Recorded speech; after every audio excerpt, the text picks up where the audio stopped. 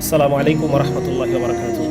এখানে মূলত আমি একজন বাবা হিসেবে এবং আমার পেশাগত কারণে আমি একজন ডাক্তার হিসেবে এখানে এসেছি কিছু কথা উপস্থিত সকলের সামনে, এবং আমাদের এই কথা ইন্টারনেটের মাধ্যমে বাংলাদেশের কোনায় কোনায় পৌঁছে যাবে ইনশাআল্লাহ। সেই সবার উদ্দেশ্যে আমি একজন বাবা এবং একজন চিকিৎসক হিসেবে আমি কিছু কথা বলে যেতে চাই। আপনারা ইতিমধ্যে জেনেছেন যে ব্র্যাক, বন্ধু সোশ্যাল ওয়েলফেয়ারের মতো এনজিওগুলো তারা দেশ বিরোধী, সমাজ বিরোধী, পরিবার বিধ্বংসী এবং ধর্মবিরোধী ভূমিকা এই বাংলার জমিনে তারা রেখে যাচ্ছে, এবং পশ্চিমা নষ্ট সভ্যতার যে নষ্ট চিন্তাগুলো তারা আমাদের মধ্যে ছড়িয়ে দিচ্ছে, এবং তারা বিভিন্নভাবে এই কাজগুলো করছে। তারা আন্তর্জাতিকভাবে সরকারকে চাপে ফেলছে, তারা বিভিন্ন সরকারি কর্তা ব্যক্তিদেরকে বিভিন্ন প্রলোভন দেখিয়ে বিভিন্নভাবে তারা তাদের এই উদ্দেশ্যগুলো আদায় করে নিচ্ছে। এবং কেন তারা এটা করতে চায় এই বিষয়ে আমি একটু আপনাদের সামনে পুরনো একটা ইতিহাস আমি আপনাদের সামনে তুলে ধরতে চাই। 1813 সালে আমি আপনাদেরকে নিয়ে যেতে চাই। 1813 সালে মাদ্রাজে, যে ব্রিটিশ উপনিবেশ মাদ্রাজে, সেখানের গভর্নর ছিলেন কর্নেল থমাস মনরো। এই কর্নেল যখন ইস্ট ইন্ডিয়া কোম্পানির বার্ষিক যে অধিবেশন, সেখানে যখন বার্ষিক রিপোর্ট পেশ করছে, তখন উনি সেখানে বলছেন যে ব্রিটিশদের তৈরিকৃত পণ্য ভারতীয়রা ব্যবহার করছে না। আপনারা ব্রিটিশরা যে এত ভর্তুকি দিচ্ছেন, এত কম লাভে জিনিসপত্র এখানে দেওয়ার চেষ্টা করছেন ইস্ট ইন্ডিয়া কোম্পানি, কিন্তু আপনাদের এই পণ্যগুলো তারা ব্যবহার করছে না। তখন বলতেছে কেন ব্যবহার করছে না? আমরা যদি আরও দাম কমিয়ে দিই, আমরা যদি আরও ভর্তুকি দিই, বা আমরা যদি লসে বিক্রি করি, তবু কি তারা ব্যবহার করবে না? তখন কর্নেল মনরো বলতেছেন না, তবুও ভারতীয়রা এই পণ্য কিনবে না। উনি জিজ্ঞেস করছে কেন? তখন বলতেছে কারণ ভারতীয়দের রুচি এমন না, তারা যে ব্রিটিশ পণ্য কিনবে। উদাহরণ দিচ্ছেন উনি যে একজন হিন্দু পণ্ডিত, তিনি মাটিতে বসে খান। আমরা মুসলমানরাও মাটিতে বসে খাই, আমাদের সুন্নাহ। উনি বলতেছেন একজন হিন্দু পণ্ডিত, তিনি মাটিতে বসে খান এবং তার তো ডাইনিং টেবিলের দরকার নেই, সুতরাং আপনি তাকে ডাইনিং টেবিল কিনে দিতে পারবেন না। একজন মুসলমানরা যে ধরনের পোশাক পরিধান করে, তারা তো আপনার ইউরোপিয়ান কাঠের পোশাক তারা কিনবে না। সুতরাং সবার আগে তাদের রুচিকে পরিবর্তন করতে হবে। কিভাবে পরিবর্তন করতে হবে? 1813 সালের ঘটনা শেষ। 1835 সালে উপমহাদেশে নতুন শিক্ষাক্রম তৈরি করা হলো, নতুন পাঠ্যপুস্তক, নতুন শিক্ষা ব্যবস্থা। লর্ড ম্যাকলে নতুন শিক্ষা ব্যবস্থা নিয়ে আসলেন, এবং এই শিক্ষা ব্যবস্থার মধ্য দিয়ে ভারতীয়দেরকে এমনভাবে ইউরোপিয়ানাইজ করা হলো, তাদের রুচিকে এমনভাবে বদলায় দেওয়া হলো যে 1901 সালে, ঠিক 100 বছরের মাথায়, 90 বছরের মাথায় 20 লক্ষ ইউরোপিয়ান মন মগজ রুচির মানুষের জন্য কত ব্রিটিশ পণ্য আমদানি করা হয়েছে, এটার একটা ডকুমেন্ট আছে। আমি ব্যাপারটা বুঝতে পারছি আপনাদেরকে, যে শিক্ষা ব্যবস্থার মধ্য দিয়ে মানুষের রুচিকে পরিবর্তন করা হয়, যেন এই বিশাল যে আন্তর্জাতিক যে পুঁজিবাদী যে সম্প্রদায়, তারা যেন তাদের পণ্যগুলো, তাদের সেবাগুলো আমার কাছে বিক্রি করতে পারে। মোট কথা, বাজার তৈরি করতে পারে। বড় বাজার তৈরি করার জন্য তারা আমাদের শিক্ষা ব্যবস্থার মধ্য দিয়ে আমাদের রুচিকে তারা পরিবর্তন করে দেয়। তাহলে এখন আমি যে পয়েন্টে আমি আসতে চাচ্ছি, যে এই যে ট্রান্সজেন্ডার মতবাদ আমাদের মধ্যে ছড়ায়, তাদের কি লাভ? আমাদের এখানে এই ট্রান্সজেন্ডার মতবাদ ছড়ানোর মধ্যে কি লাভ, সেটা আমরা এখন বুঝতে পারবো। সেটা হচ্ছে যে আপনারা জানেন যে এই যারা বিকৃত রুচির যারা মানুষ হয়, সিটি ইউনিভার্সিটি অফ নিউ ইয়র্কের clinical psychologist professor Margaret Rosario তার স্টাডিতে বলতেছেন যে সমস্ত তরুণ তরুণীর বিকৃতকামী, তারা নিজেদেরকে LGBTQ দাবি করে, এই সমস্ত তরুণ তরুণীর মধ্যে হাই রিস্ক সেক্সুয়াল বিহেভিয়ার তাদের মধ্যে বেশি। যে সমস্ত যৌন আচরণে প্রচুর অসুখ বিসুখ হওয়ার সম্ভাবনা, এগুলো তারা বেশি বেশি করে। 2 নম্বর হচ্ছে খুব কম বয়সে তারা যৌন কার্যক্রম শুরু করে। 3 নম্বর হচ্ছে তাদের high number of sexual partner থাকে। স্বামী স্ত্রী যেরকম আমরা একটা কমিটমেন্টে থাকি, তাদের তো কোনো কমিটমেন্ট নেই, তারা ফ্রিকোয়েন্টলি, খুব দ্রুত তারা পার্টনার চেঞ্জ করে। 4 নম্বর হচ্ছে তারা অর্থের বিনিময়ে তারা যৌনতাকে বিক্রি করে। এবং 5 নম্বর হচ্ছে তারা আনপ্রোটেক্টেড সেক্সুয়াল অ্যাক্টিভিটির মধ্যে তারা জড়িত হয়।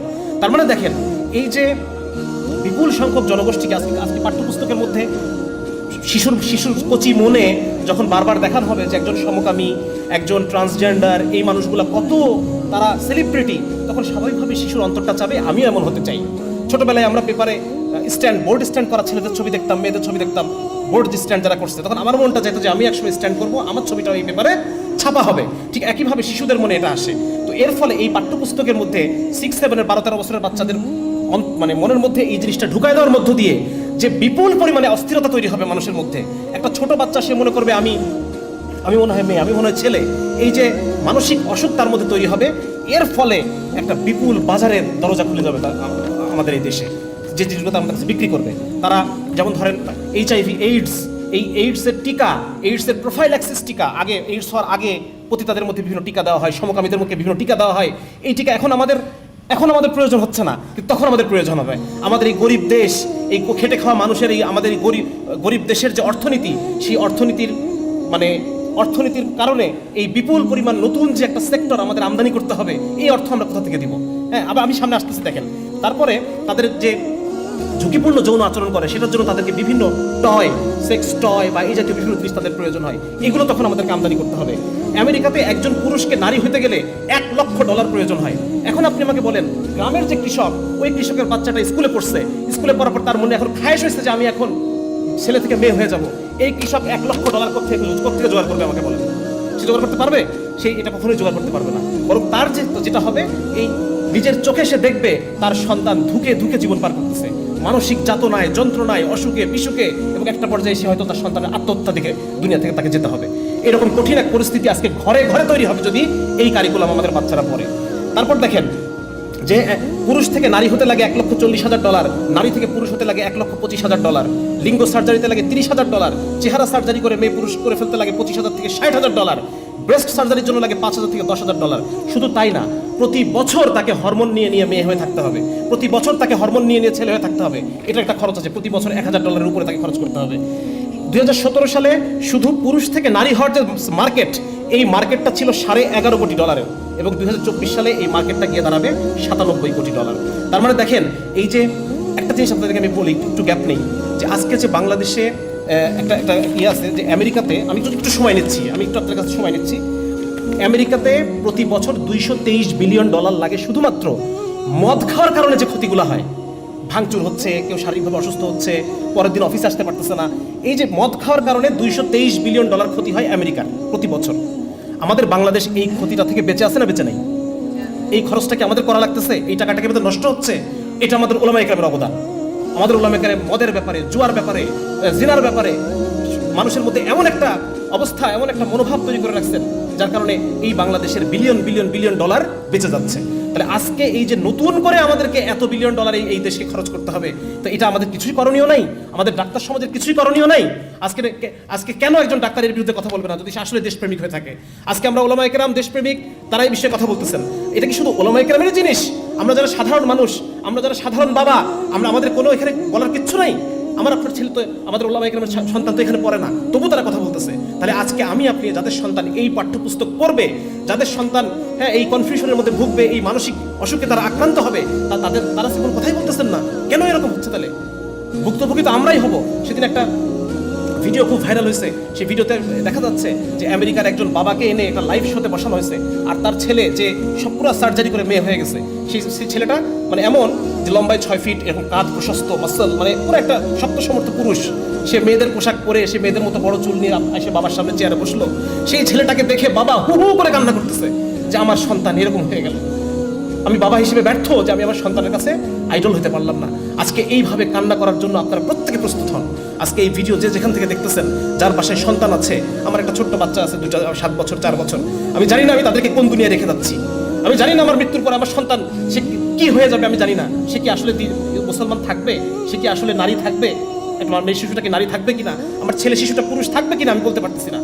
তো আজকে এক অসহায় বাবা হিসেবে আপনাদের সামনে আমি আসছি, এবং আপনারা প্রত্যেকে যার যার জায়গা থেকে আওয়াজ তুলেন, যার যার জায়গা থেকে এটা নিয়ে আপনারা আলোচনা করেন, যাতে করে এই জিনিসটা এখানেই যেন এই জিনিসটা থেমে যায়। এই সমস্ত যারা এনজিও, যারা অপকর্ম করতেছে, যারা আমাদের সন্তানদেরকে আমাদের কাছ থেকে ছিনিয়ে নেওয়ার চেষ্টা করতেছে, আমাদের পরিবারগুলোকে ভেঙে ফেলার জন্য তারা যত ধরনের প্রচেষ্টা সব কিছু তারা করতেছে, তারা যেন নিবৃত্ত হয়, তারা যেন নিরস্ত হয়, এজন্য আমাদের সবাইকে ঐক্যবদ্ধভাবে কাজ করতে হবে। এখন আমি খুব সংক্ষেপে 2-1টা পরিকল্পনা আমি উপস্থাপন করার চেষ্টা করছি। 1 নম্বর হচ্ছে, এখনো পর্যন্ত আমাদের দেশে মানুষ, আমরা ধর্মপ্রাণ, ধর্মভীরু, ওলামায়ে কেরামের অবস্থান আমাদের সামনে অনেক উঁচু। সেজন্য আমাদের ওলামায়ে কেরামের কেন্দ্রীয় দিক নির্দেশনা আসতে হবে। কেন্দ্রীয় দিক নির্দেশনা, কেন্দ্রীয় ফতোয়া। এখনো এই দেশের মানুষ ধর্মভীরু, তারা হালালকে হালাল মনে করে মানতে চায়, হারামকে হারাম মানতে চায়। হয়তো সবসময় পারে না, কিন্তু তবু তারা অন্তর থেকে চেষ্টা করে, তওবা করে। তো যার কারণে আমাদের অন্তরে ধর্মের এখন একটা জায়গা আছে। সুতরাং আমাদের একটা কেন্দ্রীয় ফতোয়া এই বিষয়ে আমাদের আসতে হবে। 2 নম্বর হচ্ছে, এই ফতোয়ার জন্য শুধুমাত্র ওলামায়ে কেরামই না, বরং যারা জেনারেল শিক্ষিত, যারা এক্সপার্ট আছেন এই সমস্ত বিষয়ে, যারা এই অতীত ইতিহাস, বিভিন্ন ইংরেজি টার্ম, যে বিষয়গুলো নিয়ে মানে শক্ত দালায়েল সমৃদ্ধ একটা জিনিস তৈরি করার জন্য আমরা সবাই এক হয়ে আমরা কাজ করব। এই জন্য ওলামায়ে কেরাম এবং জেনারেল শিক্ষিত এক্সপার্টদের সমন্বয়ে একটা গবেষণা সেল আমাদের প্রয়োজন। 3 নম্বর হচ্ছে, আজকে আমি খুব লক্ষ্য করেছি একটা জিনিস, যখন আমরা এনজিওদের বিরুদ্ধে কথা বলতে এসেছি, আমি একটু তাড়াতাড়ি কথা বলছি, আপনারা কি আমার কথা বুঝতে পারছেন? জি, যখন এনজিওর বিরুদ্ধে কথা বলতে এসেছি আমরা একের পর এক বলে যাচ্ছি যে টিনের চাল খুলে নিয়ে গেছে, গরু নিয়ে গেছে, কিন্তু আমাদের কাছে কোনো ডকুমেন্ট নাই। আমাদের কাছে কোনো ডেটা নাই যেটা নিয়ে আমরা কথা বলবো। অথচ ওরা কিভাবে কাজ করে জানেন? ওরা যখন এই কথা যদি ব্র্যাকের কথা বলি, তারা একটা ভার্সিটি তৈরি করছে। এই ভার্সিটির আন্ডারে তাদের বিভিন্ন রিসার্চ সেন্টার আছে। একটা সেন্টার শুধু এই জন্য ডেডিকেটেড সেন্টার, একটা ডেডিকেটেড সেন্টার শুধুমাত্র এই জন্যই যেটা ট্রান্সজেন্ডার এবং সমকামিতা নিয়ে রিসার্চ করবে। এবং এই রিসার্চের যে ফলগুলা, এগুলো তারা নিয়ে এসে দেখায় যে এই দেশের ট্রান্সজেন্ডার অনেক কষ্টে আছে। এই রিসার্চটা তারা বিদেশে পাঠায়। বিদেশে পাঠালে বিদেশিরা কি দেবে? এই রিসার্চটা দেখে তারা টাকা দেয়। হ্যাঁ, এই রিসার্চটা তারা সরকারের বিভিন্ন যখন মিটিং হয় সেখানে তারা ঢোকে, এই রিসার্চগুলো তারা দেখায় এবং সরকারি পলিসিকে নিজের পক্ষে আনার চেষ্টা করে। আজকে যে আমরা গভর্নমেন্টের সামনে কিছু একটা উপস্থাপন করবো, কোনো একটা পলিসিকে আমরা আমাদের পক্ষে, ইসলামের পক্ষে আনার জন্য চেষ্টা করবো, আমাদের হাতে ডেটা কোথায়, আমাদের রিসার্চ কোথায়, আমাদের ডকুমেন্টেশন কোথায়? এই জন্য খুব জরুরি হচ্ছে যে আমরা ওলামায়ে কেরাম এবং জেনারেল শিক্ষিত দায়ীদের সমন্বয়ে আমাদের একটা রিসার্চ উইং আমাদের হইতে হবে। এরপর আরেকটা এটা যে ইসলামের উপর যে কোনো সামগ্রিক যে হামলাগুলো হচ্ছে, আজকের মতো আমরা সবাই মিলে একসাথে কাজ করবো। বিভিন্ন ঘরানার ওলামায়ে কেরাম, বিভিন্ন চিন্তার যারা জেনারেল শিক্ষিত, আমরা দাওয়াতের কাজ করছি, আমরা সবাই একসাথে কাজ করবো ইনশাল্লাহ। এখনও আরেকটা জিনিস হচ্ছে, আমাদের মিডিয়া এগুলোকে আমাদের পক্ষে না। আমি লাস্টে আরেকটু কথা বলবো হয়তো মিডিয়ার উদ্দেশ্যে। মিডিয়া এগুলো আমাকেও আমাদের পক্ষে নেই। হ্যাঁ, সবাই তাদের পক্ষে, কারণ এদের আছে প্রচুর টাকা। যার কারণে আমাদের যে কাজটা করতে হবে, এখন একটা জিনিস আমাদের হাতে আছে, সেটা হচ্ছে মসজিদের মেম্বারগুলো আমাদের মিডিয়া। একটা কেন্দ্রীয় নির্দেশনা যদি আসে, এটা বাংলাদেশের লক্ষ লক্ষ মসজিদে এক শুক্রবারে পৌঁছে দেওয়া সম্ভব কিনা বলেন? হ্যাঁ, সুতরাং এই জায়গায় আমরা দায়িত্বশীলতার সাথে এই জায়গাগুলো আমরা কাজ করবো ইনশাল্লাহ। এরপর যে কাজটা একটা জরুরি কাজ, সেটা হচ্ছে আমাদের মনে, জনগণের মনে সরকারি পাঠ্যপুস্তক যে একটা নির্ভুল জিনিস, সরকারি পাঠ্যপুস্তক যে একটা নির্ভরযোগ্য জিনিস, এই ধারণাটাকে চ্যালেঞ্জ করার মতো মানসিকতা জনগণের মধ্যে দিয়ে দিতে হবে। কারণ সরকারি পাঠ্যপুস্তকের মধ্যে এই এনজিওগুলোর হস্তক্ষেপের কারণে বিভিন্ন সরকারি কর্তা ব্যক্তিদেরকে ঘুষ, উৎকোচ এগুলো প্রদানের মাধ্যমে তারা সরকারি পাঠ্যপুস্তকে তারা নষ্ট করে ফেলছে। সুতরাং জনগণের মধ্যে এটার ব্যাপারে আস্থাহীনতা তৈরি করতে হবে, যে এর মধ্যে বিষ আছে, এই জিনিসটা মানুষকে বোঝাতে হবে। আর হচ্ছে এনজিওদের প্রভাব কমানোর জন্য শুধুমাত্র মুখে আলাপ করলেই হবে না, বরং আমাদেরকে গ্রাম ভিত্তিক এনজিও, অনেক ভাই বলেছেন যে মসজিদ ভিত্তিক এনজিও, মারুফ ভাই বলে গেছেন, ওলামায়ে কেরাম বলছেন যে মাদ্রাসা ভিত্তিক এনজিও। মানুষের তো চাহিদা আছে, ওই চাহিদাটা পূরণের জন্য আমাদের একটা বিকল্প ব্যবস্থা তৈরি করতে হবে। সেটা কর্জে হাসানের মাধ্যমে হতে পারে, সেটা স্থানীয়ভাবে সাদাকা কালেকশনের মাধ্যমে অসহায় লোকদের ঘরগুলো উঠাই দেওয়া যেতে পারে, তাদেরকে ভরণ পোষণের জন্য, তাদের জীবিকার জন্য সেলাই মেশিন, গরু, যে ব্যবস্থাগুলো আছে। হ্যাঁ, মানে ওরা যে কাজগুলো করে যাচ্ছে, আমরা হয়তো পুরোটা নাও পারতে পারি, কিন্তু কিছু সংখ্যক মানুষকে তো আমরা ইমান আমল বাঁচাতে পারবো, ঠিক না? সুতরাং আমাদের একটা অল্টারনেটিভ একটা এনজিও, সেটা সেন্ট্রাল হোক, সেন্ট্রাল হলে ভালো, না হলে পর বিচ্ছিন্ন গ্রাম ভিত্তিক, মহল্লা ভিত্তিক, মসজিদ ভিত্তিক এনজিও আমাদের তৈরি করতে হবে। আরেকটা হচ্ছে এইগুলোতে স্থানীয় ছাত্র যুবকদেরকে, জেনারেল শিক্ষিত ছাত্র যুবকদেরকে সম্পৃক্ত করতে হবে। ওলামায়ে কেরামের ভিন্ন দায়িত্ব আছে, তারা অন্যান্য বিভিন্ন দায়িত্ব নিয়ে তারা ব্যস্ত। জেনারেল শিক্ষিত যারা যুবক আছেন, তাদেরকে এ ব্যাপারে সামনে অগ্রণী ভূমিকা পালন করতে হবে আলেমদের নেতৃত্বে। এই সাথে এরা যে কাজটা করে, আমি একটা জিনিস বলছি, মানে তাড়াতাড়ি বলার কারণে জিনিস ছুটে যাচ্ছে, সেটা হচ্ছে তারা আমাদের রুচিকে নষ্ট করে। আমি শুরুতে বলছি যে রুচি নষ্ট করা, ঠিক ঠিক, হালাল হারাম, জায়েজ না জায়েজ, এটার যে রুচি, এটাকে তারা নষ্ট করে দেয়। সমাজের মধ্যে জেন্ডার রূপান্তরমুখী শিক্ষা, মানে যে একজন পুরুষ একজন নারী নিজেকে নারী ভাববে, এটাই স্বাভাবিক, রুচি নষ্ট করে দিচ্ছে, ঠিক না? এইভাবে তারা রুচিকে নষ্ট করে, রুচি নষ্ট করে তারা শিক্ষা ব্যবস্থার মধ্য দিয়ে। আপনারা জানেন যে এনজিওগুলোর বিভিন্ন শিক্ষা কার্যক্রম আছে, প্রত্যন্ত অঞ্চলে তারা স্কুল চালায়, ঠিক আছে না, এগুলো চালায়। তো এভাবে তারা রুচিকে নষ্ট করে, এবং যাদের রুচি নষ্ট তাদেরকে তারা আশ্রয় দেয় কিসে? স্বাস্থ্য খাতের মাধ্যমে। স্বাস্থ্য খাতের মাধ্যমে তারা বিভিন্ন বলে যে আমরা এইডসদেরকে সেবা দিই, আমরা সমকামীদেরকে সেবা দিতে যাচ্ছি, আমরা ট্রান্সজেন্ডারদেরকে সেবা দিচ্ছি, এইগুলো বলে তারা তাদেরকে শেল্টার দেয়, তাদেরকে কর্মসংস্থান করে, পুনর্বাসন করে। তো এই জায়গাগুলোতে আমাদের স্বাস্থ্য এবং শিক্ষা সেক্টরে আমাদের কাজ করতে হবে। এবং নুরানি শিক্ষাকে, মানুষ আগে বলছে মানুষের মধ্যে এখনও ধর্মভীরতা আছে, সুতরাং নুরানি শিক্ষাটাকে যদি আমরা জাগতিক শিক্ষার সমন্বয়ে একটু কি বলা যায়, সাধারণ মানুষের কাছে আরও বেশি সম্মানজনক করে তুলতে পারি, তাহলে পরে আমার মনে হয় বিপুল সংখ্যক মানুষ এই জেনারেল শিক্ষার এই কারিকুলাম বাদ দিয়ে আমাদের এখানে দিবে। অলরেডি হচ্ছে, বিভিন্ন জায়গায় নুরানির মাদ্রাসাগুলোতে ছাত্রদের সংখ্যা বেড়ে গেছে, স্কুলের ছাত্র সংখ্যা কমে গেছে। এইটাকে আরও বেগবান করার জন্য আমাদের একটা সমন্বয়ের মাধ্যমে একটা যুগোপযোগী একটা কারিকুলাম আমাদেরকে গার্জিয়ানদেরকে দেখাতে হবে। আর শেষ আমি যেটা বলতে চাই সেটা হলো আলহামদুলিল্লাহ বর্তমানে বাংলাদেশে এই পরিমাণে মাদ্রাসা আছে, এই জমিন থেকে সহসা দিন উঠে যাওয়া ইনশাআল্লাহ তাআলা সম্ভব না। সুতরাং এখন আলহামদুলিল্লাহ ওলামায়ে কেরাম তৈরির ফ্যাক্টরি যেমন আমাদের আছে, দিনদার আওয়াম তৈরির ফ্যাক্টরি আমাদের তৈরি করতে হবে। আমাদের ওলামায়ে কেরামের তত্ত্বাবধানে জেলায় জেলায়, ইউনিয়নে কওমের অর্থায়নে, যদি মাদ্রাসা যেভাবে হয়েছে এতদিন পর্যন্ত, কওমের অর্থায়নে ওলামায়ে কেরামের তত্ত্বাবধানে স্কুল তৈরির পিছনে আমাদেরকে মেহনত করতে হবে, কাজ করতে হবে। যেখানে আমরা যদি এই বিকৃতি দ্বারা কারিকুলামে রেখেও দেয়, এই বিকৃতিকে আমরা সঠিকভাবে আমাদের ছাত্রদেরকে পড়াইতে পারবো, তাদের সঠিক মেজাজ আমরা তৈরি করতে পারবো। দিনদার আওয়াম তৈরির ফ্যাক্টরি আমাদের এখন প্রয়োজন।